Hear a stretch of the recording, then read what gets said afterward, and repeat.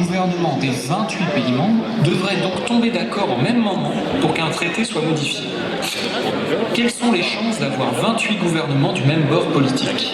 Jouons un peu et calculons les chances que les 28 gouvernements des 28 États membres soient, au même moment, de la même couleur politique, droite ou gauche. Si nous ne prenons qu'un État, la probabilité qu'il y ait à un moment donné un gouvernement, par exemple de gauche, est de 50%. Si nous prenons deux États, la probabilité que les deux gouvernements soient au même moment de gauche n'est plus que de 25%. Si nous prenons 4 États, cette probabilité chute à 6,25%. Et si nous prenons les 28 États membres de l'Union européenne, la probabilité d'avoir au même moment 28 gouvernements de gauche n'est finalement plus que de 0,0000004%. Les chances d'avoir l'unanimité sur une vraie réorientation de la politique européenne sont donc équivalentes au mieux à un jour tous les 735 000 ans. À titre d'exemple, vous avez 13 fois plus de chances de trouver les 6 numéros gagnants du loto. Et encore, nous avons pris un cas extrêmement favorable, gauche-droite, qui ne tient pas compte des réelles divergences qui existent entre les différents partis européens du même bord politique. Mais imaginez alors les chances d'avoir 28 Jean-Luc Mélenchon ou 28 Marine Le Pen. Comment sortir de cette arnaque? Vous venez de voir pourquoi toutes les promesses d'autres Europe ne sont que des mensonges. La seule solution juridique pour sortir de cette arnaque européenne réside dans l'article 50 du TUE, qui permet à tout État membre de sortir sereinement de l'Union européenne. Quel mouvement politique propose cela? Un seul mouvement politique propose depuis maintenant 7 ans la sortie de l'Union européenne, de l'euro, ainsi que de l'OTAN. Ce mouvement, c'est l'Union populaire républicaine, ou UPR. L'UPR est un mouvement de libération nationale qui rassemble temporairement les Français au-dessus des clivages gauche, centre, droit, pour rendre à la France son indépendance et au peuple français la souveraineté qui lui a été volée. Pour plus d'informations, retrouvez les conférences, les débats et les analyses de l'UPR sur upr.fr. J'en profite pour lancer un petit appel. N'hésitez pas à vous manifester pour rejoindre et agir avec nos sections locales. On a de très nombreux militants qui, par exemple, là tout à l'heure, ont installé la boutique, vont tenir les stands. Un grand merci à eux. Je vous invite à les applaudir bien fort. Je ne pourrais pas tous citer parce qu'ils sont très nombreux.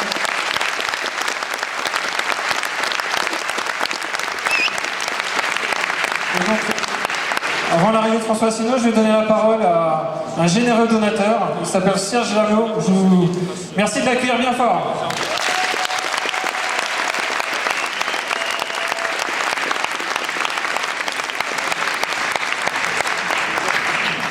Bien, bonsoir à toutes et à tous.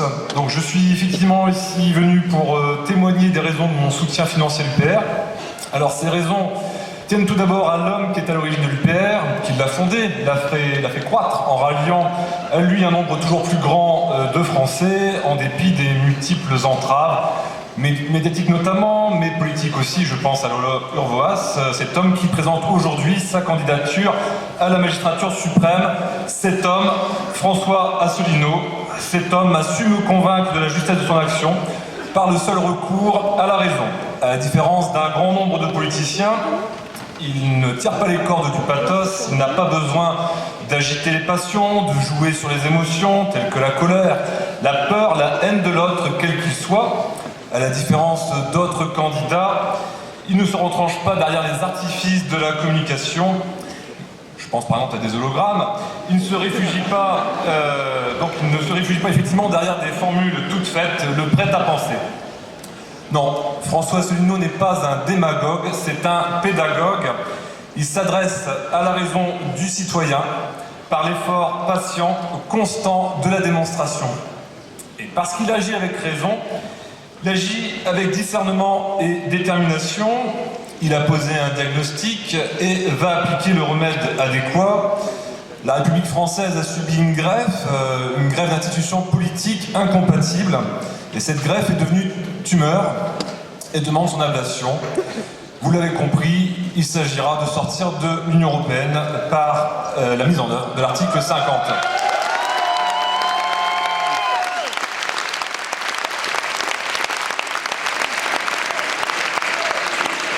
Alors, Frexit, carrément.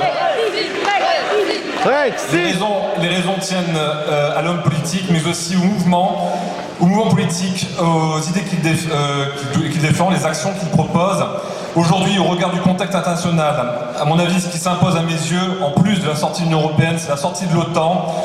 En 1939, la France a tardé pour s'opposer. En 1914, la France n'est pas parvenue à s'opposer en raison de ses alliances avec les puissances étrangères. En 2017, la France pourrait ne saurait pas s'opposer, à moins qu'elle ne sorte de l'OTAN, comme le propose François Asselineau et l'UPR. Merci. Voter Asselineau, c'est voter pour la paix mondiale. Donner à la France sa souveraineté nationale, ainsi que son rôle d'arbitre international. Vive la République, vive la France. Merci Michel. On applaudit bien fort l'un de nos généreux donateurs. C'est grâce à lui que le mouvement peut vivre. C'est aussi un patron comme un petit candidat, c'est un grand candidat. Bravo! Si l'on m'avait dit un jour que je passerais mes soirées le week-end à coller des affiches avec mon épouse et mes enfants, j'avoue que je n'y aurais jamais cru. Je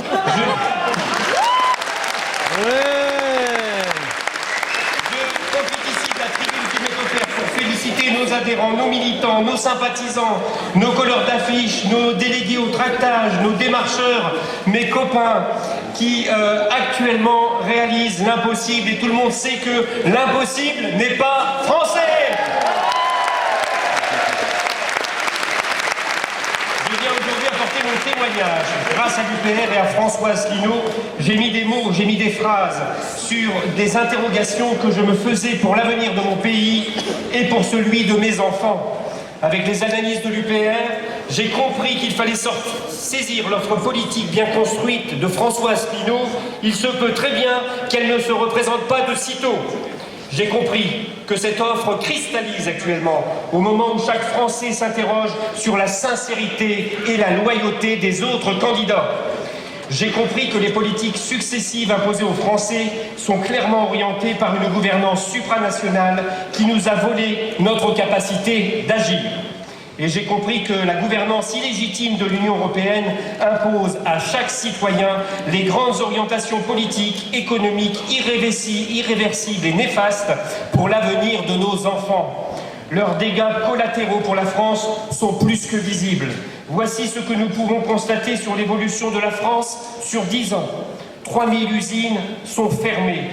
200 000 emplois ont été supprimés uniquement au titre des travailleurs détachés. Nous avons 3 millions de chômeurs, toutes catégories en plus.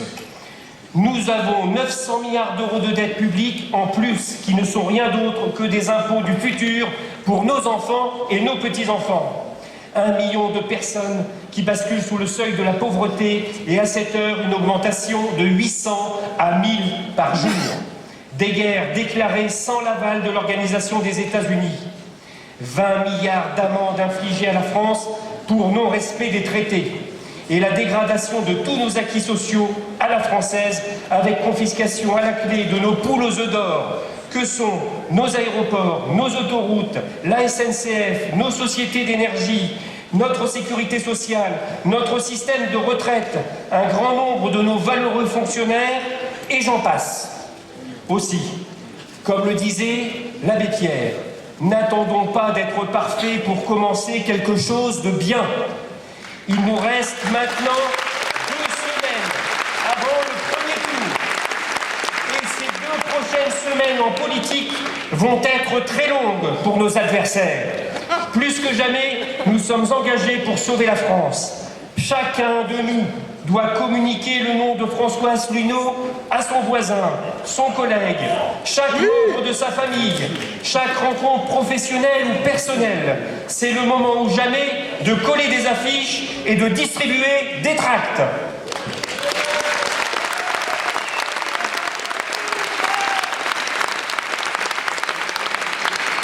La bataille se gagnera dans nos familles, dans nos rues, sur nos marchés, dans nos communes, dans nos entreprises.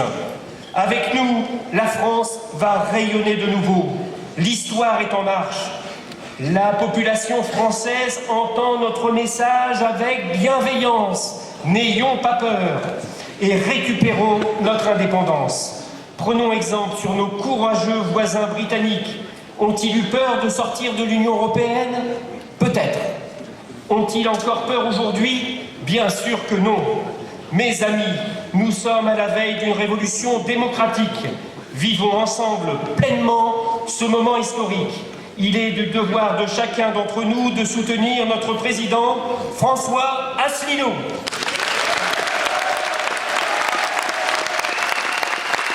Et en conclusion, je dirais, dites à ceux qui nous suivent, à ceux qui vous suivent, de suivre. Je vous remercie pour votre écoute. Vive François Asselineau, vive la République et vive la France.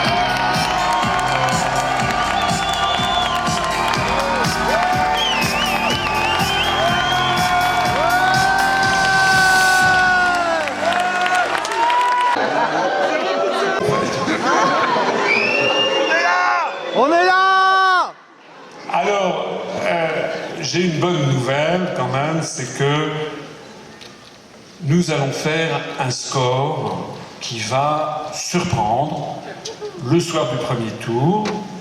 Et ça, je peux me permettre de le dire parce que d'abord, je vous vois, je suis allé à Montpellier où on avait vu plus petit, on avait une salle qui faisait seulement 750 places, on a fait rentrer 100 personnes en plus.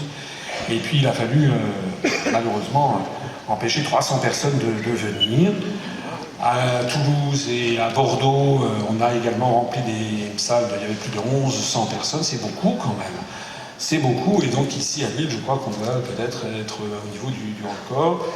Donc merci à toutes et à tous. Ceci est un signe. De même qu'il est un signe le fait que, surtout depuis le débat qui a eu lieu le 4 avril, eh bien, ma notoriété personnelle et celle du mouvement sont en croissance absolument verticale actuellement.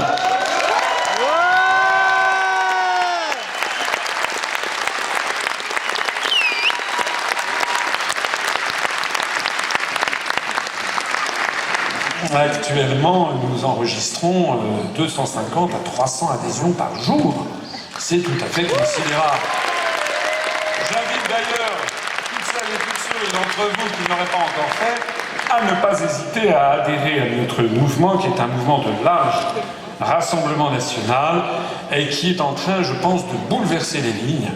Bouleverser les lignes, d'ailleurs, au point que l'on inquiète. Vous avez peut-être remarqué, si vous avez un petit peu de flair ou de sens de l'observation, que lors du débat du 4 avril, eh bien, lorsque je prenais la parole, mine de rien, le silence s'établissait et que je mesurais chez les autres candidats une certaine gêne.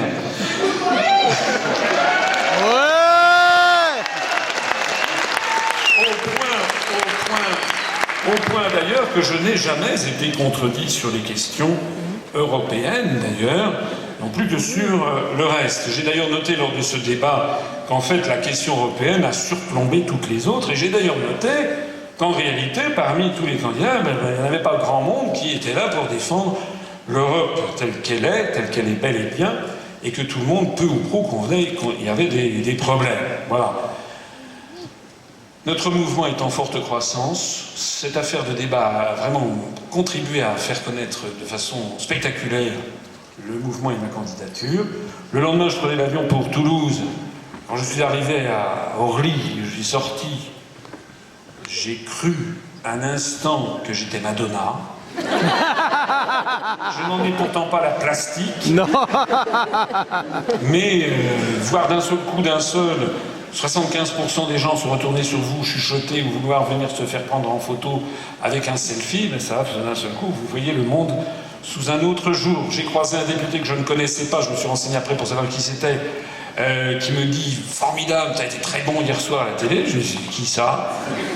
Je monte dans l'avion, il y avait le commandant de bord et tout le personnel navigant commercial en rang serré qui m'a serré la main. Et puis pendant le vol entre Paris et Toulouse, il y a une très gentille hôtesse qui est venue me voir et qui m'a dit « Lorsqu'on a vu que vous étiez sur le manifeste des passagers, on était tous très contents, vous avez été formidables hier soir. On est tous derrière vous. » Elle m'a d'ailleurs demandé de faire un autographe pour une de des hôtesses qui était à bord du même avion. Voilà, alors maintenant c'est une scène qui est devenue presque quotidienne, qui fait souffrir ma modestie naturelle, et qui, là, en venant vous voir à Lille, c'était pareil, à la gare de l'Est, il a fallu faire des selfies, serrer les mains, et toujours les gens, il se trouve que les gens sont très gentils, qui viennent me voir, et toujours des gens qui me disent « Continuez, c'est formidable, on va gagner, on va gagner ». Alors, il y a un tel décalage entre la façon dont j'ai été présenté dans les grands médias, c'est-à-dire rien pendant 9 ans, 11 mois et 20 jours, puis pendant une quinzaine de jours présenté comme un tout petit candidat, il y a une telle différence maintenant avec ce qui se passe que ça me laisse augurer que nous allons commettre quelque chose de tout à fait extraordinaire, quelque chose de tout à fait nouveau. D'ailleurs, dans cette campagne présidentielle dont vous avez bien saisi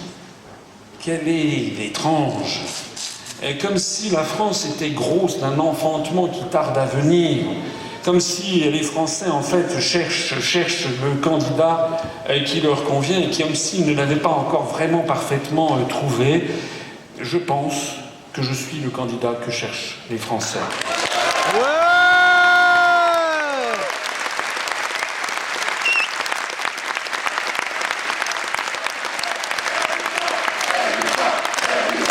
Président.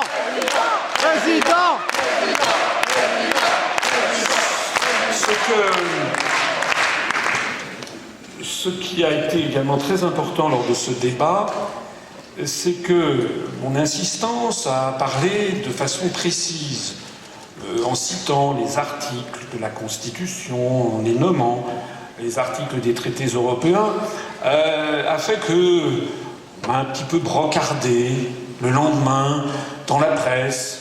Il y a certains humoristes qui ont fait état de ça pour essayer de me caractériser.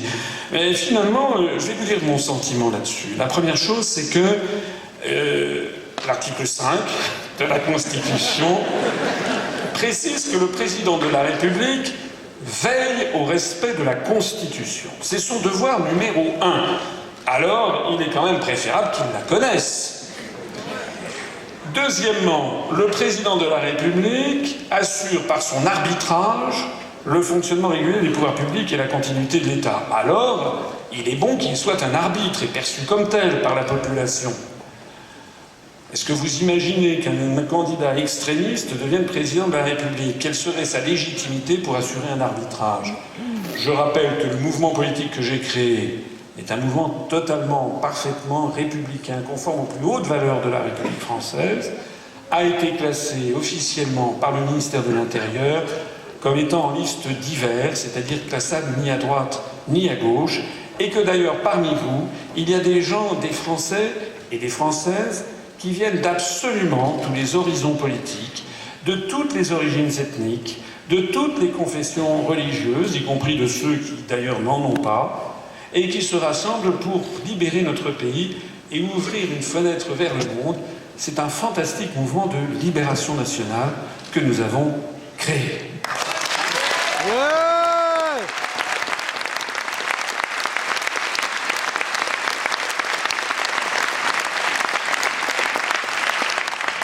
Alors j'ai cité les articles des traités, Et comme je le dis volontiers à ceux qui me brocardent, je dis, mais si vous montez à bord d'un avion, vous préférez quand même que le commandant de bord connaisse le mode d'emploi de l'avion, plutôt que de le confier à un novice.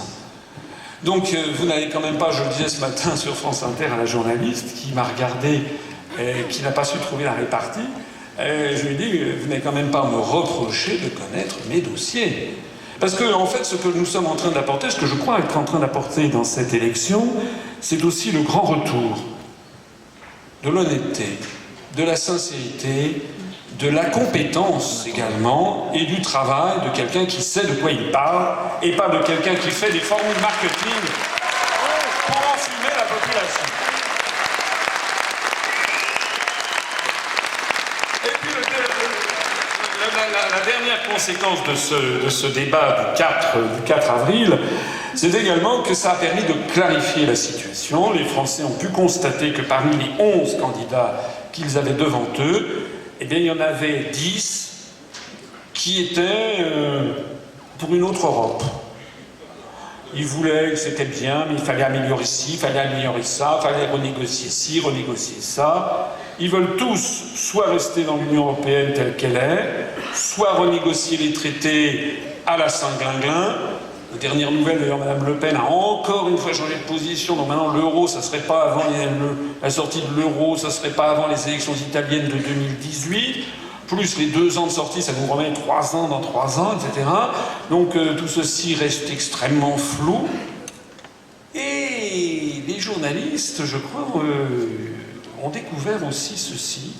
De telle sorte que depuis ce débat, moi je vois que beaucoup de journalistes me posent des questions de plus en plus affûtées, mais aussi de plus en plus affûtées aux autres candidats qui sont assez mal à l'aise, parce qu'ils sont bien obligés d'avouer qu'en définitive, effectivement, ils ne proposent pas ce que je propose moi, et qui est très différent du reste du monde, du reste des autres candidats, c'est que je propose de sortir de l'Union européenne, de l'euro et de l'OTAN dès mon installation à l'Élysée par la mise en œuvre immédiate de l'article 50 du traité de l'Union européenne et de l'article 13 du traité de l'Atlantique Nord. C'est ce que l'on appelle le Frexit. Je suis le candidat du Frexit.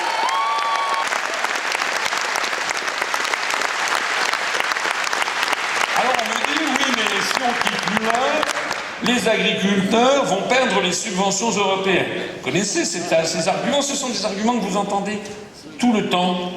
Il faut quand même, à un moment ou à un autre, leur répondre. Alors je rappelle à ceux qui ne le sauraient pas, qu'en fait, si nous sortons de l'UE, eh bien les agriculteurs non seulement recevront les mêmes subventions, mais cette fois-ci, au lieu d'être frappés du drapeau bleu aux étoiles d'or de la Vierge de l'Apocalypse, chapitre 15 de l'Apocalypse selon Jean, ils recevront les subventions avec le drapeau de la République française, le drapeau bleu, blanc, rouge. Et pourquoi donc ? Parce que la France verse chaque année 23 milliards d'euros à l'Union européenne qui lui en restitue 14 milliards. Alors, j'ai vu qu'il y a des décodeurs, des fact-checkers, etc., qui regardent à la loupe ce que je peux dire, et disent oui, mais non, c'est pas exactement 9, c'est 8,3. Bon, d'accord, ok. Le fait est là, le fait est que la France verse chaque année, en gros, 9 milliards d'euros de plus à l'Union européenne qu'elle n'en reçoit.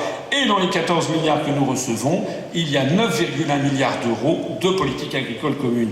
Donc les prétendues subventions européennes que recevraient nos agriculteurs, mais aussi nos collectivités locales, mais aussi nos chercheurs, mais aussi nos offices du tourisme, j'en passe, et des meilleurs, dans le cadre du fonds du FEDER, etc., en fait, ce sont des subventions françaises à l'Europe dont une partie seulement nous est rétrocédée. Et je me permets de signaler que ce ne sont pas des portes ouvertes que j'enfonce, parce que le secret est tellement bien gardé que même dans des organisations dont on pourrait penser qu'elles sont les premières à être au courant, eh bien, semble-t-il que les gens ne le savent pas. J'étais il y a quelques jours à Brest pour le congrès de la FNSEA, et j'ai succédé à la nouvelle présidente de la FNSEA, enfin pas de la FNSEA, j'ai succédé à la tribune. Et à la tribune, elle avait expliqué devant les troupes de la FNSEA que, heureusement que l'Europe était là pour accorder 9,1 milliards d'euros de subventions aux agriculteurs. Et j'ai été obligé de remettre un peu les compteurs à l'heure. et de dire, attendez, c'est notre argent, moins 9 milliards d'euros que l'on nous pique. Ne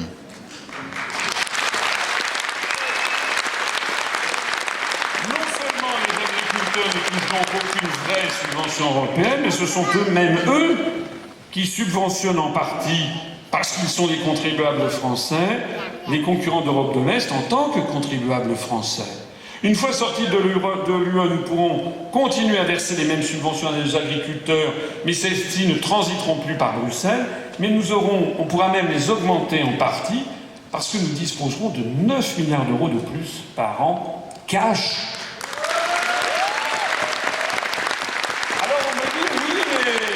Mais si on quitte l'UE, il va être plus difficile de voyager ou d'étudier à l'étranger. Là encore, c'est faux. D'abord, je rappelle que dans le programme que je présente, je propose de sortir de l'Union européenne, je ne propose pas de sortir de l'espace Schengen. Ça, la question de l'espace Schengen est une question disjointe. Vous savez que l'espace Schengen, c'est cet espace à l'intérieur duquel on circule sans papier, enfin sans montrer ses papiers aux frontières. Ça concerne par exemple, et on est bien placé ici pour le savoir, la Belgique, le Luxembourg, l'Allemagne par voie terrestre, l'Italie, la Suisse, l'Espagne.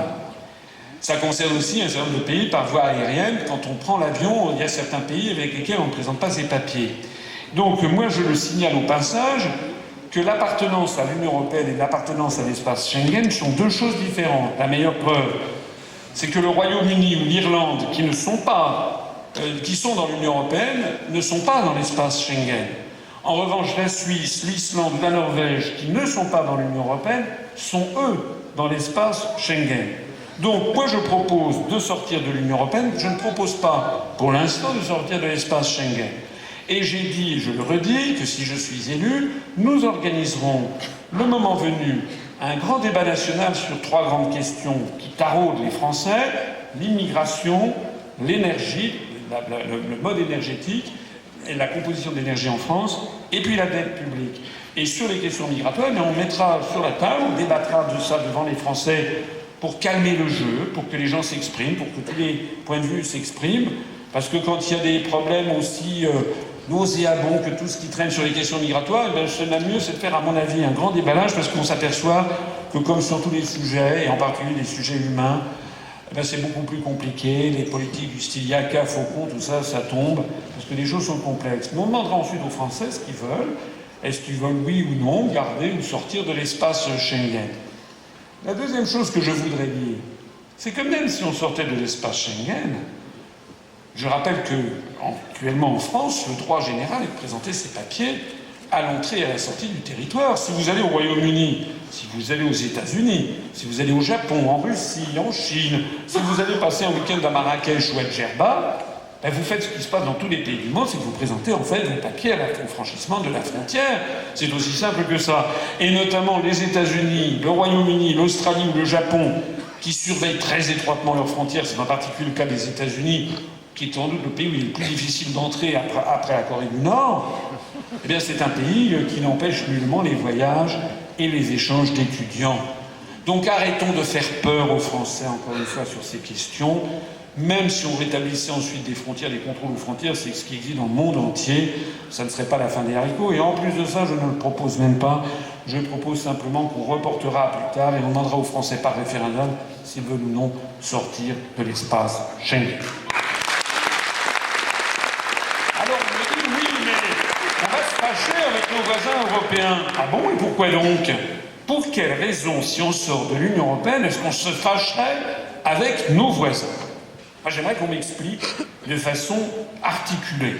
Je rappelle, je ne sais pas si beaucoup de gens le savent, mais que le Groenland a quitté le marché commun en 1985. Est-ce que la France s'est fâchée avec le Groenland? Non. Je rappelle que la France, qu'une collectivité d'outre-mer française qui s'appelle l'île de Saint-Barthélemy faisait partie, jusqu'à récemment encore, jusqu'en 2011, du département de la Guadeloupe. Les départements d'outre-mer français font partie de l'Union européenne. Mais, et j'en profite ici pour le rappeler, parce que beaucoup de gens semblent l'avoir oublié, il y a quand même 550 000 Français qui vivent dans la République française et qui ne sont pas dans l'Union européenne. Je parle notamment de nos compatriotes de Nouvelle-Calédonie, de Wallis-et-Futuna et de Polynésie française, qui, soit dit en passant, n'ont pas non plus l'euro, mais ils ont gardé le franc pacifique. D'ailleurs, ils se portent très bien, merci pour eux. Et ils font partie de la République française. D'ailleurs, pour les amateurs d'histoire, je signalerai aussi que ce sont les territoires qui ont été les premiers à rallier la France libre en 1940. Alors, figurez-vous que l'île de Saint-Barthélemy a décidé, par un référendum auprès de sa population, de quitter le département de la Guadeloupe pour devenir une collectivité d'outre-mer. Or, les collectivités d'outre-mer ne sont pas dans l'Union européenne, dans l'espace de l'Union européenne, ils n'ont plus le statut de région ultra-périphérique.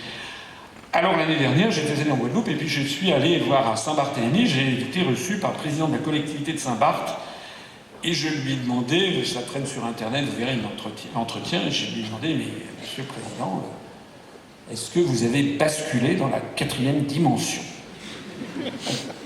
Alors il a rigolé, il m'a dit on est très très content d'être sorti de ce truc-là, parce que maintenant, c'est nous qui fixons nos propres réglementations. On n'a plus besoin de toutes les réglementations qui nous tombaient de Bruxelles constamment. Et là, je vais vous dire un secret, le monde entier ne s'est pas fâché avec l'île de Saint-Barthélemy. Et puis même aujourd'hui, est-ce que l'on est en train de se fâcher avec le Royaume-Uni? Non. On n'a pas rappelé notre ambassadeur à Londres. D'ailleurs, aucun pays au monde n'a rappelé son ambassadeur à Londres. Il n'y a pas de relations diplomatiques qui ont été coupées avec le Royaume-Uni. Au contraire, on continue à avoir des meilleures relations possibles. Et puis le processus de négociation de sortie vient de s'enclencher entre gens adultes, et puis voilà. Donc il faut arrêter de fantasmer sur une espèce d'apocalypse. Ce qui arriverait, c'est faux. En appliquant l'article 50 du traité sur l'Union européenne, ce que je propose de faire, nous ne ferons qu'utiliser la clause de sortie que tous les pays de l'Union européenne ont approuvée par avance en ratifiant le traité. Il y a une clause de sortie, on l'applique. Tout le monde, en ratifiant le traité, a accepté cette clause. Personne ne peut donc s'en offusquer. Nous respecterons ainsi nos partenaires, nous respecterons la parole de la France sur la scène internationale, nous respecterons aussi la Constitution, puisque, je le rappelle, l'article 5 de la Constitution fait obligation au président de la République d'être le garant de l'indépendance nationale et du respect des traités. Or, sortir d'un traité en respectant la clause de sortie, c'est justement respecter le traité. Il n'y a donc aucune raison pour que l'on se fâche avec nos partenaires. En revanche, ce sont ceux qui prétendent renégocier les traités en tapant du poing sur la table. Ce sont ceux qui prétendent désobéir aux traités, si vous voyez ce que je veux dire, en les usant de menaces, en menaçant de refuser de continuer à payer les contributions. C'est ça qui nous fâcherait avec nos partenaires, parce que là, nous violerions notre parole. Nous ne respecterions pas le traité.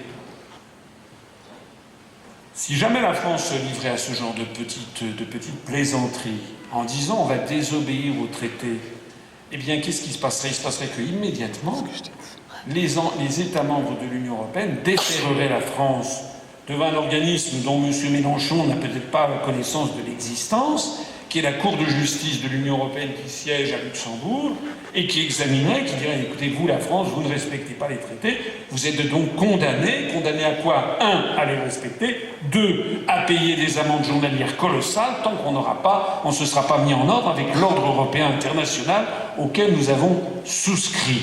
Je trouve incroyable, que quelqu'un comme M. Mélenchon, M. Montebourg disait la même chose, mais il n'a pas été retenu dans la primaire du Parti socialiste. Je trouve incroyable que quelqu'un comme M. Mélenchon puisse oser se présenter à la présidence de la République en disant qu'il va désobéir aux traités européens. Parce que ça veut dire que d'une part, il vous affirme comme ça, en gros, écoutez, faites-moi confiance, je vais violer la parole internationale de la France, les traités, et par la même occasion, je vais violer la Constitution, puisque l'article 5 fixe comme objectif essentiel au président de la République d'être le garant du respect des traités. Donc je vais violer la parole la plus sacrée de la France, à la fois dans sa Constitution et dans ses traités internationaux, mais faites-moi confiance avec les promesses que je vous livre et qui ne sont fondées que sur du vent. Est-ce que vous pouvez faire confiance à quelqu'un comme cela? Non. Alors si on quitte l'UE, il va y avoir des risques de guerre. Alors là, je suis obligé de dire non. Au contraire. C'est l'inverse. Moi, j'ai été, comme beaucoup de gens, séduit au début par l'idée européenne. Quand j'étais étudiant à HEC, la première fois que j'ai voté en 1979, pour les premières élections européennes, j'avais voté pour la liste de l'UDF la plus pro-européenne. C'est dire comment on peut évoluer. Mais je ne regrette pas, parce qu'à l'époque, ça m'était apparu comme un projet de paix, d'ouverture sur les autres. Moi, j'adore voyager, c'est mon péché mignon, j'aime bien les civilisations étrangères. J'ai eu la chance d'avoir des parents qui, avec mon frère et ma soeur, nous ont fait circuler en Europe, en voiture. Donc je suis allé à peu près dans tous les pays d'Europe occidentale quand j'étais adolescent. Et puis je suis allé passer du temps dans une famille en Allemagne, à Regensburg, en Bavière, pour apprendre l'allemand. Et puis aussi en Angleterre, dans une famille près de Londres, puis ensuite à Cheltenham, dans les Cotswolds, pour apprendre à parler l'anglais. Et donc j'étais, comme tout le monde, très pro-européen, j'étais convaincu que l'Europe c'était la paix. Puis j'ai découvert qu'en fait c'est pas vrai. En fait c'est pas vrai, s'il n'y a pas de guerre en ce moment en Europe occidentale, il faut être raisonnable, c'est pas dû au fait qu'il y a des directives sur le beurre de cacao, les sièges de tracteurs. C'est pas vrai. C'est pas non plus parce que la Commission européenne fixe des directives sur les OGM ou sur la réforme des retraites. C'est pas vrai. S'il n'y a pas eu de guerre en 1949, pendant le siège de Berlin, qui avait été fait par l'URSS, on a frôlé la guerre mondiale. Et c'est tout simplement parce qu'il y avait déjà l'équilibre de la terreur.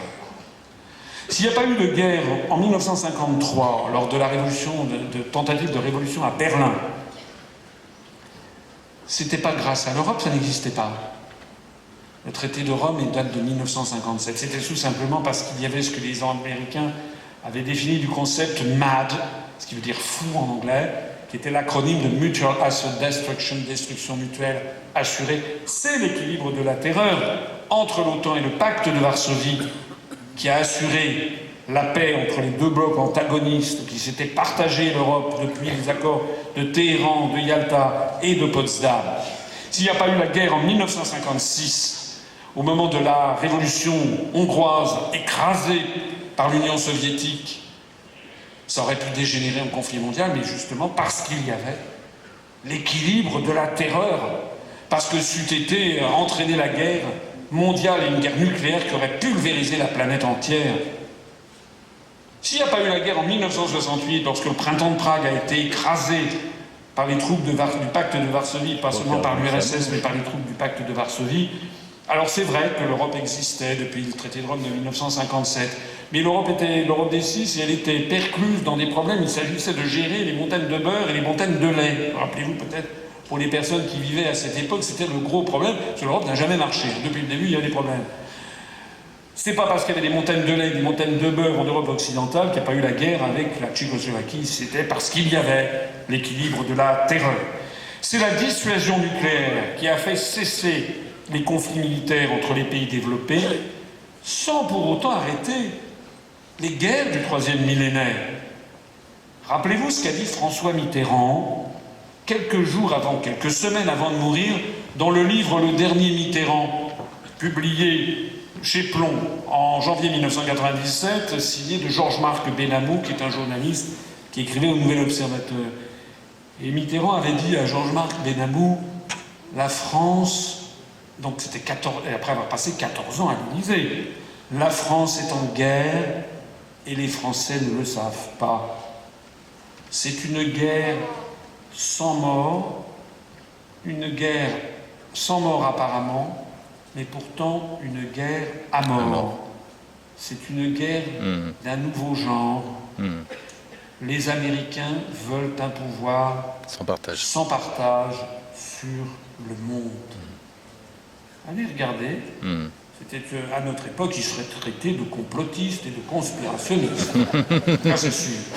Mais allez relire les confessions de François Mitterrand à Georges-Marc Benamou. Ça veut dire quoi? Ça veut dire qu'après avoir passé 14 années à l'Élysée, il avait découvert qu'en fait, il y a une guerre entre les pays développés, mais qu'elle emprunte une nouvelle forme. On est habitué à la guerre d'État à État avec des armes létales, comme on dit, pour tuer les gens, pour détruire les infrastructures. C'est la guerre héritée de la fin de la guerre de 30 ans, des traités de Münster et d'Osnabrück, ce qu'on appelle les traités de Westphalie de 1648. Mais maintenant, on est dans un nouveau type de guerre, on est dans un conflit avec des guerres cybernétiques, des guerres monétaires, des guerres financières, des guerres économiques et des guerres de désinformation. On est perclus de problèmes de désinformation. Regardez ce qui se passe au Moyen-Orient. En fait, on ne sait plus du tout où est la vérité, où est la manipulation de l'information. C'est ça les guerres du 3e millénaire. Il n'en demeure pas moins que dans le pourtour des empires, il y a encore des guerres létales, des guerres d'État à État. L'UE, qui est sous la tutelle de l'OTAN, par l'article 42 du traité sur l'Union européenne, puisque j'aime la précision, eh bien l'Union européenne non seulement ne nous assure pas la paix, mais elle nous entraîne justement vers la guerre. Parce que l'Union européenne s'inscrit dans un schéma qui est le schéma du choc des civilisations, j'en reparlerai tout à l'heure.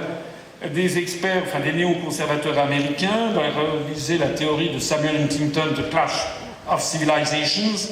C'est notre appartenance à l'Union européenne qui fait de nous désormais un satellite de l'OTAN. Le temps est loin où Charles de Gaulle avait quitté le commandement militaire intégré de l'OTAN et où il avait dit à Perfit, lorsque le communisme s'effondrera, l'OTAN disparaîtra. Et pour une fois, de Gaulle, qui était si prémonitoire, à de nombreux égards, n'avait pas vu juste, parce qu'il n'avait pas vu qu'au moment où le pacte de Varsovie s'effondrerait, les États-Unis d'Amérique, loin de dissoudre l'OTAN, en fait, pousseraient leurs avantages en faisant entrer toute l'Europe de l'Est dans l'OTAN. Quoi qu'il en soit, aujourd'hui, nous sommes entraînés par notre appartenance à l'Union européenne dans des hostilités croissantes contre les pays du Moyen-Orient, l'Afghanistan, la Libye, la Syrie. Nous ne sommes pas en Irak grâce au fait que Jacques Chirac et Dominique de Villepin en 2003 ont refusé cette logique, mais nous sommes maintenant engagés dans les autres conflits et nous sommes entraînés également dans des hostilités croissantes avec les adversaires géopolitiques de Washington, la Russie et la Chine, qui ne sont pas nos adversaires géopolitiques. Nous sommes désormais obligés d'accepter les adversaires géopolitiques fixés par les États-Unis d'Amérique. C'est ça qui est en train de nous entraîner vers la guerre.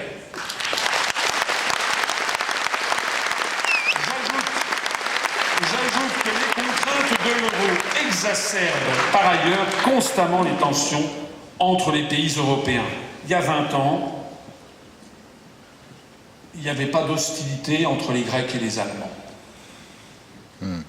Maintenant, allez en Grèce et parlez-leur des Allemands. L'hostilité ne cesse de croître entre les pays de l'euro, et comme par ailleurs l'euro va de toute façon exploser, malheureusement, je l'ai dit à un journaliste, on n'a jamais le temps de parler de ça, alors que c'est l'un des sujets les plus fondamentaux, eh bien, ne croyez pas un instant que ça va être un long fleuve tranquille.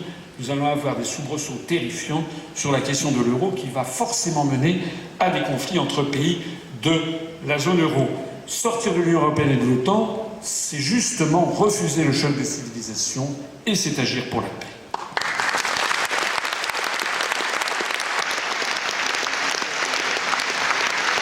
Ceci de voir comment Madame Le Pen, dès qu'il y a une question tant soit peu difficile, elle cherche d'un air égaré M. Philippot, en espérant que Philippot est allé écouter une de mes conférences pour qu'il puisse nous donner la bonne réponse.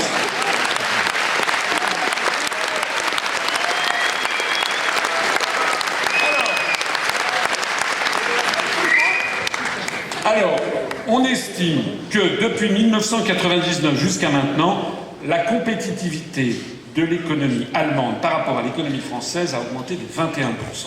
Voilà. Et ça, on n'y peut à peu près rien, parce que les évolutions de compétitivité, ça tient à des fondamentaux sur lesquels il est très difficile d'agir. Tout simplement, le peuple allemand n'est pas le peuple français. Il y a en Allemagne, c'est un peu des clichés, je veux dire, mais ils ne sont pas faux. Il y a une plus grande discipline. Il y a un tissu économique plus solide, notamment de grosses PME. Il y a peut-être une ardeur au travail supplémentaire.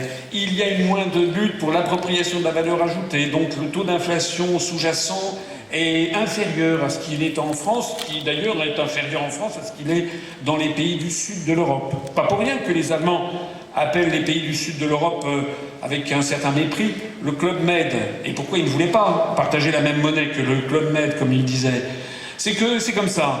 Alors on pourra toujours dire, n'est-ce pas, oui, c'est regrettable que la France n'ait pas le même tissu de PME, de grosses PME que l'Allemagne, et c'est ça, mais c'est pas parce qu'on le regrettera que ça changera quoi que ce soit. Les Allemands, la compétitivité de l'économie allemande, notamment après les réformes Hartz 1, 2, 3 et 4, a augmenté d'en gros 21% par rapport à la compétitivité de l'économie française et sans doute de 42 ou 45% par rapport à l'économie à la compétitivité de l'économie grecque. Alors avant, qu'est-ce qui se passait? C'est pas nouveau. De 1949 à 1999, pendant 50 ans, eh bien, on a eu le franc qui s'est progressivement déprécié par rapport aux marques. Ça n'est pas pour autant que les Français se sont appauvrés. Au contraire, c'était la période des 30 Glorieuses. Simplement, le franc se dépréciant par rapport aux marques, ou le marque s'appréciant par rapport au franc, ça permettait de corriger, par exemple, les différences d'évolution de l'inflation et donc progressivement de remettre le compteur à zéro. Et comme maintenant on n'a plus ça, ben on fait comment? Puisqu'on a la même monnaie, théoriquement, enfin on a la même monnaie au taux de change de 1 point, et là on fait comment? Demander aux experts, la seule possibilité, c'est ce que les experts appellent une dévaluation interne, c'est-à-dire qu'il faut que les Français acceptent de déprécier progressivement leur salaire. Puisqu'on ne peut plus déprécier la monnaie, il faut baisser les salaires, il faut appauvrir les Français, il faut déréglementer toute l'économie, il faut aller essayer dramatiquement de suivre la compétitivité de l'économie allemande. Et c'est les mêmes purges constantes que l'on demande en fait aux Grecs, aux Italiens, aux Portugais, aux Espagnols. C'est ça la réalité de la situation. C'est pour ça qu'il faut sortir de l'euro. L'objectif d'une dépréciation de 10% qui sera fixé à la Banque de France permettra de rendre notre monnaie compatible avec la compétitivité de notre économie, permettra de relancer la machine économique française, permettra de faire baisser pour de bon le chômage de masse, parce que d'un seul coup, les exportations vont redémarrer, le taux de change du marque, lui, augmentera d'environ 15%, si nous on dévalue de 6, enfin se déprécie de 6, on retrouvera les 21%. D'un seul coup, la France n'aura plus les déficits commerciaux abyssaux qu'elle a, ni l'Allemagne les excédents commerciaux géants. L'Allemagne dégage les plus gros excédents commerciaux du monde. On reviendra à une situation normale. Et d'après les études, notamment celle de la Fondation Res Publica, nous pourrons faire baisser de 1 à 2 millions le nombre de chômeurs de catégorie A en 2 ans. Parce que je suis quelqu'un de sérieux. Parce que sinon, je pourrais faire du fillon Macron, ce genre de truc. Je pourrais vous dire, il faut une Europe plus proche des citoyens, il faut une Europe plus démocratique, et j'interviendrai pour avoir une gestion de l'euro plus dynamique. Mais dans l'immédiat, pour répondre au problème du chômage des jeunes, qui est un problème lancinant de la société française, j'ai décidé de créer un contrat nouvel emploi jeunesse qui va permettre de régler tous les problèmes.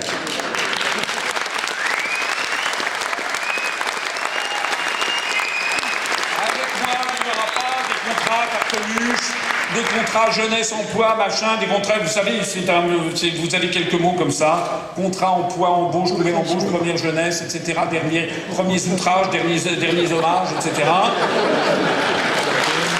Tout ça, c'est ce que ma pauvre grand-mère appelait des côtesses et des jambes de bois. En réalité, un problème comme le chômage de masse qu'il y a en France, et a fortiori en Grèce, en Italie, en Espagne et au Portugal, relève de problèmes qui ne sont pas des problèmes microéconomiques, mais des problèmes macroéconomiques. D'abord et avant tout, le fait que nous avons une monnaie qui n'est pas compatible avec l'économie française, tout simplement.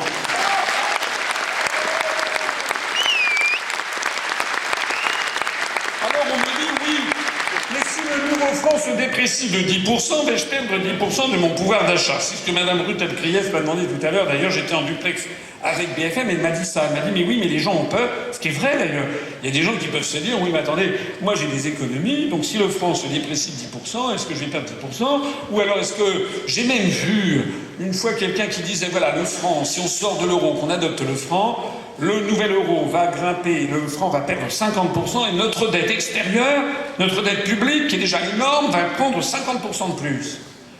Alors, moi je suis quelqu'un de sérieux, de responsable, je suis français, hein. Moi aussi, d'ailleurs, j'ai une assurance vie, j'ai pas envie qu'elle soit dilapidée, figurez-vous, hein. Je suis comme tout le monde. La réponse est non, pas du tout. Pourquoi? Parce que, d'abord, si le franc se déprécie de 10%, si on perdait 10% de pouvoir d'achat, ça voudrait dire que tous les produits que nous achetons sont des produits importés. Ce qui n'est pas vrai, il y a 30% dans l'économie française de produits importés. Ça veut dire que, dans le pire des cas, la hausse des prix, d'un coup, serait au maximum de 3%. Mais dans un marché très concurrentiel, la hausse sera bien moindre, parce qu'il y a beaucoup de producteurs qui voudront essayer de conserver leur part de marché. D'ailleurs, le prix d'un produit d'importation, par exemple, pour songer à votre téléphone portable. Quel est le prix d'un téléphone portable? Vous en avez, ça sort tous les mois, il y a des nouveaux modèles. Quand vous achetez ça dans le cadre d'un forfait téléphonique sur 2 ans. Il est très probable qu'en fait, les producteurs voudront conserver leur part de marché et ne répercuteront même pas l'augmentation des prix. Donc la hausse, de toute façon, sera bien moindre. D'ailleurs, je signale, je rappelle, je le disais d'ailleurs tout à l'heure à la journaliste dont je citais le nom, qu'au cours des 3 dernières années, de 2014 à 2017, l'euro est passé de 1,39$ à 1,05$. Ça fait moins 25%. On n'en a pas fait toute une affaire. On n'en a pas fait tout un fromage. D'ailleurs, en 2008, l'euro valait 1,65$. Il a perdu 45% de sa valeur par rapport au dollar depuis 2008. On n'en a pas beaucoup parlé, c'est le moins que l'on puisse dire. Il est vrai que, au même moment, le prix des hydrocarbures a beaucoup baissé, donc on n'a pas vu l'impact sur les hydrocarbures. Mais vous voyez bien que si, au cours des 3 dernières années, les Français ne se sont même pas rendus compte qu'il y avait une baisse de 25% de l'euro par rapport au dollar, vous imaginez qu'une baisse de 10% du franc par rapport au dollar ou à l'euro rémanent sera quand même très facilement absorbée. Je dirais plus. À partir du moment où nous aurons recréé un nouveau franc et que ce franc aura baissé de 10% par rapport au cours pivot de l'euro actuel, ça aura pour effet de faire baisser de 1 à 2 millions le nombre de chômeurs, de relancer la croissance de l'économie française, au passage d'ailleurs de relancer les rentrées fiscales pour l'État, puisqu'une des raisons pour lesquelles on est en déficit permanent, c'est qu'il n'y a pas de croissance, et au bout du compte, cette croissance renouvelée se traduira sans doute au bout de 2 ou 3 ans par une augmentation du pouvoir d'achat des Français, puisque c'est ainsi que fonctionne l'économie. C'est une science qui n'est pas si facile que ça, avec des effets d'action et de rétroaction constants. J'ajoute d'ailleurs au passage que l'économie n'est pas une science exacte, c'est une science humaine, et que le premier effet qu'il y aura, c'est que dans la mesure où la France sera sortie de l'Union européenne, qu'elle aura retrouvé sa monnaie pluricentenaire, puisque le franc est apparu en 1360 déjà pour acheter la souveraineté du souverain Jean le Bon qui avait été fait prisonnier à la bataille de Poitiers de 1356, à partir du moment où les Français auront retrouvé confiance dans leur propre pays, ça va tout changer. C'est exactement ce que l'on a constaté en Suède et c'est ce que l'on est en train de constater au Royaume-Uni. D'un seul coup, un peuple qui renoue avec son histoire et qui recommence à revoir l'avenir de façon positive. C'est ça la clé de la croissance en économie. Étudier de fond en comble ces questions. Il y a une urgence à adopter le Frexit et c'est pas parce que j'ai eu d'un seul coup une illumination ou une fantaisie. Pourquoi est-ce que c'est si important? Parce que grâce au Frexit, d'abord, nous allons réaliser des économies considérables. Le Frexit va nous permettre de récupérer chaque année les 9 milliards d'euros dont je parlais tout à l'heure. C'est le différentiel entre les 23 milliards d'euros versés et les 14 milliards rétrocédés. C'est énorme. C'est énorme, ça d'ailleurs un facteur de dépression de l'économie française, le fait qu'on se fasse pomper tous les ans 9 milliards d'euros qui partent ailleurs. Deuxièmement, nous récupérerons également 5 milliards d'euros de dépenses liées à l'Union européenne, hors budget, notamment dans les cofinancements et les condamnations pécuniaires. Comme je ne veux pas vous tenir trop longtemps, je passerai un petit peu vite là-dessus, mais je pourrais vous en parler tout à l'heure si vous le souhaitez en aparté. En gros, il s'agit de cofinancement sur des grands projets où on nous dit, où la Commission européenne nous dit, on vous redonnera un petit peu de votre argent à condition que vous acceptiez d'en verser davantage encore, et ça peut être notamment sur des éléphants blancs. Quant aux condamnations pécuniaires, je l'évoquais tout à l'heure au cas où nous désobéirions au traité, la France est tous les ans obligée de payer des condamnations parce que nous avons tardé à transcrire en droit français telle ou telle directive européenne. Et puis on va également s'attaquer enfin, de façon sérieuse, à la fraude fiscale et à l'évasion fiscale des grandes entreprises qui atteignent désormais des sommets qu'on estime à Bercy à 60 milliards d'euros par an. Et comment? Parce que nous allons rétablir le contrôle des mouvements de capitaux qui est interdit par les traités européens depuis Maastricht en vertu de l'article 63 du traité sur le fonctionnement de l'Union européenne. De telle sorte qu'on est revenu dans la France de 1788. Vous savez que Louis XVI, que ce soit avec Calonne ou avec Necker, n'arrivait pas à boucler le budget, tout simplement parce que les grandes fortunes françaises de l'époque, l'aristocratie ou le haut clergé, ne payaient pas d'impôts. C'est-à-dire les gens les plus riches ne payaient pas d'impôts. Mais on est revenu un peu à la même situation, puisque les entités les plus riches de France, c'est-à-dire notamment les très grandes fortunes, les très grandes entreprises, s'arrangent, notamment par l'intermédiaire des mouvements de capitaux, à minimiser, voire à annuler l'impôt sur les sociétés qu'ils devraient acquitter en France, en faisant apparaître un déficit en France, et en faisant apparaître, par des jeux d'écriture et des transferts de fonds, des excédents, par exemple, importants au Luxembourg, où il n'y a pas d'impôt sur les sociétés, ou quasiment pas, c'est le scandale LuxLeaks. Je pense qu'on peut récupérer un tiers des 60 milliards d'euros, c'est-à-dire 20 milliards d'euros d'économies supplémentaires. Ça veut dire 34 milliards d'euros d'économies par an, 170 milliards sur un quinquennat. Et j'insiste sur le fait que ces sommes considérables vont pouvoir être récupérées sans qu'on s'attaque au niveau de vie des Français. Parce que tous ceux qui vous proposent de faire des économies, je pense à M. Fillon qui propose de supprimer 500 000 fonctionnaires, enfin 500 000 postes, moi j'espère, 500 000 postes de fonctionnaires, à supposer que ce soit possible d'une façon politique et sociale, ce serait une ineptie du point de vue économique au passage, parce qu'il y aurait 500 000 fonctionnaires, et donc peut-être 2 millions de personnes si on y ajoute les familles, parce que les fonctionnaires c'est des pères ou des mères souvent. Ah ouais. Il y aurait peut-être 3 à 4 millions de personnes qui d'un seul coup verraient leur niveau de vie diminuer. Ça serait donc un effet d'attrition sur l'économie, il y aurait moins de consommation, donc baisse de l'impôt sur les sociétés, baisse des chiffres d'affaires, baisse de l'impôt sur les sociétés, baisse de la TVA, baisse de l'impôt sur le revenu, baisse de la taxe sur les produits pétroliers, puisque les gens ne consommeraient pas.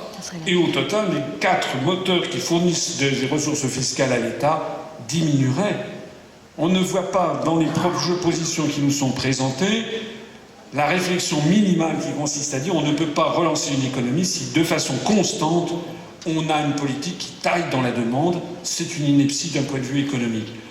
Moi je dis on peut faire des économies, mais à condition de s'attaquer au grand dogme de notre époque, c'est-à-dire notre appartenance à l'Union européenne. Nous n'avons plus les moyens de payer la princesse européenne. J'ajouterais également qu'à ceci, on va faire d'autres économies. Ça, c'est pas du cash, c'est des économies d'un point de vue macroéconomique. Parce que nous allons alléger considérablement le coût d'application des normes européennes. Pour les administrations publiques, on peut évaluer ça à 9 milliards d'euros. Pour les entreprises, à 30 milliards d'euros. Ça a été un argument très important utilisé au Royaume-Uni. C'est l'idée que, parmi l'ensemble des entreprises françaises, il y en a actuellement 180 000 qui exportent, mais il y en a des millions qui n'exportent pas. Les commerçants, les artisans, les TPE, les PME. En fait, il y en a beaucoup qui n'exportent pas, qui ont une zone de chalandise, disons, dans un rayon de 5 km, 10 km autour de chez eux, et qui sont pourtant assujettis à un déluge de normes qui non seulement vient du niveau national, mais vient aussi du niveau européen.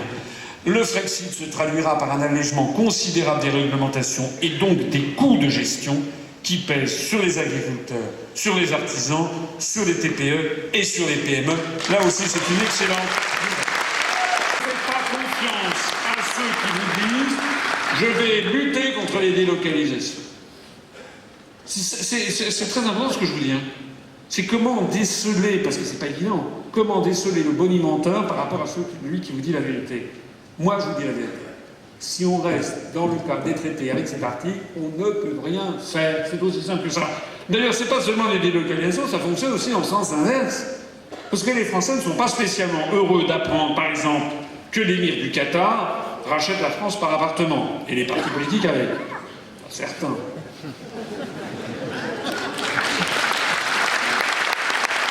L'émir du Qatar a acheté l'hôtel Martinez à Cannes, l'hôtel Georges V à Paris, l'hôtel Prince de Galles à Paris, le Paris Saint-Germain, le club de foot.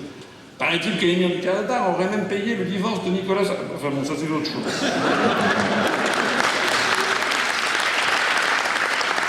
On a appris, il n'y a pas très longtemps, c'est en avril 2016, que des fonds d'investissement chinois avaient racheté 1700 hectares de terre dans le Berry. On apprend, quand on va dans le Bordelais, qu'il y a plus d'une centaine de châteaux du Bordelais qui ont été vendus à des intérêts chinois. Quand on va en Bourgogne, on apprend que le château de Gevrey-Chambertin a été racheté par un milliardaire qui a fait fortune à Macao, dans les casinos.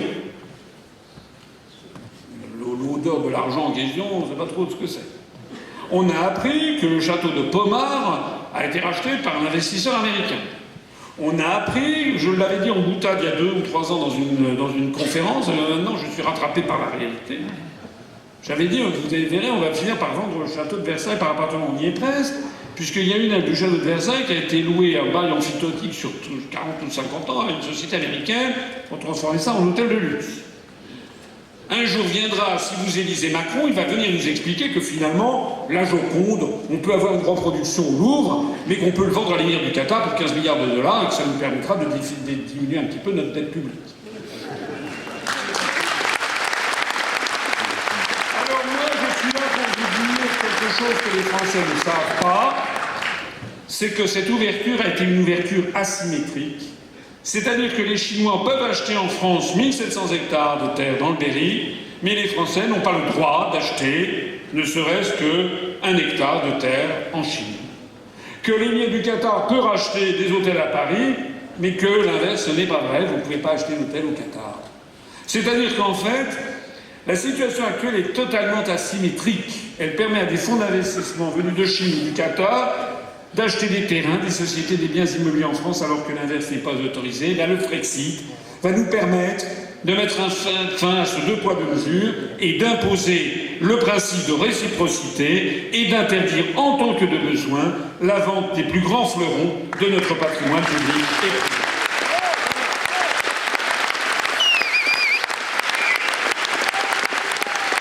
Grâce au Frexit, nous allons défendre efficacement et sérieusement l'environnement. Parce que ce qu'il faut bien comprendre, c'est que la mondialisation et le libre-échange total imposé par les traités européens ont pour effet d'autoriser des grands groupes à faire fabriquer des biens à 15 000 km, par exemple en Chine, au Vietnam, au Bangladesh, alors que la plupart de ces biens pourraient être produits à côté de chez soi. Il faut donc comprendre que ce système permet aux grands groupes occidentaux de maximiser leurs profits en bénéficiant de salaires, de normes sociales et environnementales très inférieures à ce qui serait en France. On comprend le bénéfice qu'ils en tirent. Je rappelle que la plus grande fortune mondiale n'est plus Bill Gates, mais M. Amancio Ortega, qui est un Espagnol, qui a fait fortune avec les magasins Zara, qui a consisté en fait à faire fabriquer tous les vêtements qui ont autrefois été fabriqués en Espagne, à les faire fabriquer au Bangladesh, dans des usines où des ouvriers sont payés $1 par jour. Ce système est l'un des principaux responsables de la montée du chômage en France, mais en Europe, mais en France, puisque nous avons eu une hémorragie colossale d'industrie, pas seulement en France d'ailleurs, mais en France aussi, et c'est également l'un des principaux responsables de la détérioration de l'environnement planétaire, parce que si vous faites fabriquer tout, les chaussures, les vêtements, les meubles, les jouets, les téléphones, les ordinateurs, les réfrigérateurs, les voitures, etc. Si vous faites tout fabriquer à 15 000 km dans des pays où il n'y a pratiquement aucune norme environnementale, vous allez favoriser le saccage de la planète, l'émission de gaz à effet de serre, sans compter la noria des navires et des supertankers qui va passer son temps à traverser les océans pour aller livrer les marchés occidentaux ou nord-américains. Il y a eu une course autour du monde récemment en voilier, vous l'avez vu, ou d'ailleurs c'est un Français qui a gagné en pulvérisant le record du monde. Et il paraît que parmi les compétiteurs, il y en a, je crois, 5 ou 6 navires qui, en plein océan Pacifique, ont heurté des conteneurs qui flottaient parce qu'ils étaient tombés d'un porte-conteneurs. Ça veut dire que l'océan Pacifique, découvert par Wallis, par Cook, par Bougainville, qui a chanté Ségalène, qui a chanté Alain Gerbaud, Gauguin, est en train de devenir une poubelle. Rappelez-vous ce qu'il y a au nord-est du Pacifique, une espèce de vortex de produits de plastique. On est en train de saccager la planète pour nos enfants, nos petits-enfants. C'est le modèle économique sous-jacent qui est derrière. Il y a donc une inconséquence totale à vouloir à la fois défendre la construction européenne, promouvoir le libre-échange généralisé avec l'ensemble du monde et en même temps vouloir protéger l'environnement. Non, nous avec le Frexit, nous allons rompre avec cette logique.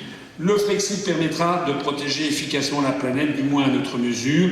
Ça ne mènera pas à l'autarcie, je n'ai pas du tout prévu l'autarcie, mais à un libre-échange ciblé avec la priorité donnée aux circuits courts pour le plus possible fabriquer le plus près possible des lieux de consommation, ce qui sera nécessaire justement à la consommation, avec la conséquence aussi de faire baisser le chômage.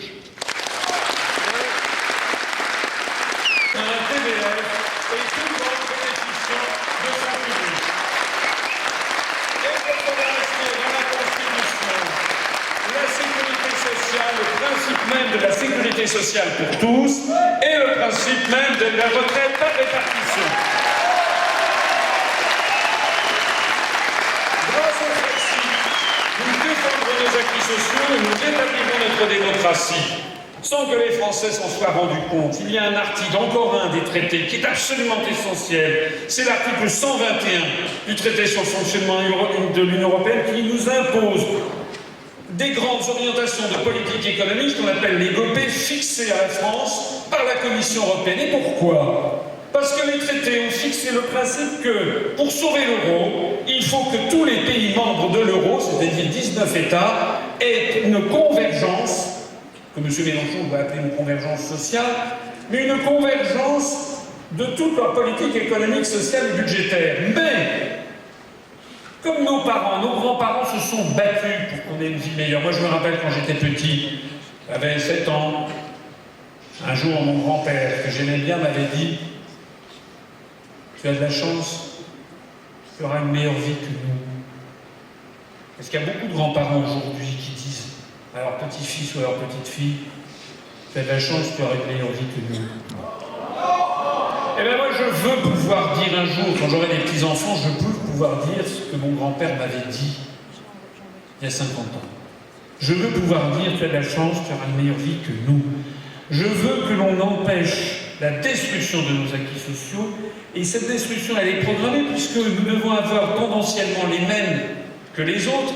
Or, il se trouve que les acquis sociaux des Français sont parmi les plus élevés de l'Europe. Ça veut dire que progressivement, si on veut rester dans l'euro, progressivement, on va nous imposer de démolir le SMIC, je l'ai déjà dit, de démolir nos acquis sociaux pour tendanciellement arriver au niveau de la Bulgarie. C'est de ça qu'il s'agit. La véritable feuille de route économique et sociale que la Commission européenne fixe au gouvernement, c'est ça le programme commun de tous les autres candidats qui vont rester dans l'Union européenne à partir du 7 mai prochain.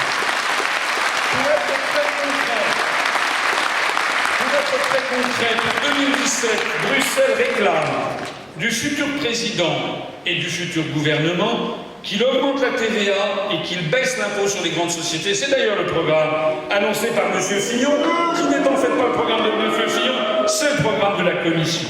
Il faut voir ce que ça veut dire.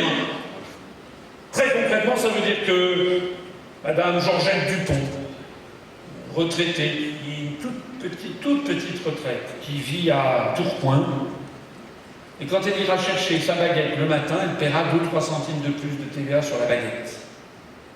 Mais ça veut dire qu'à l'autre bout de la chaîne, Vinci, qui gère les autoroutes qui ont été déléguées à Vinci, qui dégage de très gros profits, eh bien, comme on baissera l'impôt sur les grandes sociétés, pourra distribuer bien davantage encore à ses actionnaires, parmi lesquels cet homme très nécessiteux, qui est décidément mon ami l'émir du Qatar, qui a 4,9% de Vinci.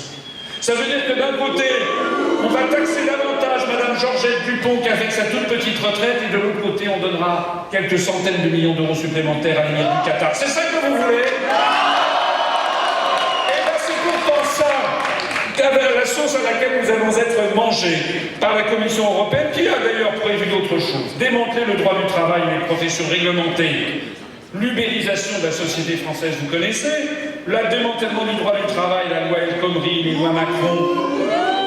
Les avocats, les notaires, les médecins, les pharmaciens, les dentistes, les artisans taxis, les commissaires aux comptes, les experts comptables, toutes les professions réglementées vont y passer parce que progressivement, on va leur dire qu'on va les mettre en concurrence avec des Roumains, avec des Bulgares qui gagneront beaucoup moins et ils seront priés de s'aligner. C'est ça que vous voulez? Ça n'est pas tout, il faut baisser le SMIC et les prestations chômage. C'est écrit dans le rapport des grandes orientations politiques économiques fixées pour 2017. Ça n'est pas tout, il faut aggraver encore la politique de rigueur puisqu'il faut la maintenir, ça ne fait que 25 ans que ça dure. Ça n'est pas tout, il faut également asphyxier financièrement les communes. Il est demandé, il est exigé de l'État qu'il diminue ses dotations aux communes de France. C'est la raison pour laquelle d'ailleurs on a un gouvernement qui passe son temps à fusionner les communes françaises contre la volonté de ses habitants. Voilà le programme commun de tous ceux qui vont rester dans l'Union européenne. J'en profite pour dire à tous ceux que ça intéresse qu'ils peuvent aller sur notre site, soit asmio2017.fr, soit upr.fr pour lire dans le menu détail les analyses très précises que nous faisons sur le rapport des grandes orientations de politique économique et sur ce principe même. Ça va faire 3 semaines que j'en parle dans les grands médias, je n'ai pas encore vu un seul qui ait repris ça, alors que c'est absolument fondamental. C'est ça qui fait que nous sommes désormais dans une dictature qui ne dit pas son nom. Des armes, parfois des armes lourdes, c'est évidemment inacceptable. Il faut recréer notamment certains comment dirais-je, services d'information qui ont été largement perturbés. Mais tant que la France participera à des guerres illégales, tant que la France participera à des coalitions qui mènent des guerres néocoloniales où on tue, où on bombarde et où on fait des milliers de morts, parfois des dizaines de milliers de morts, parfois des centaines de milliers de morts au Moyen-Orient, il ne faut pas espérer que l'on va réellement redresser la question du terrorisme.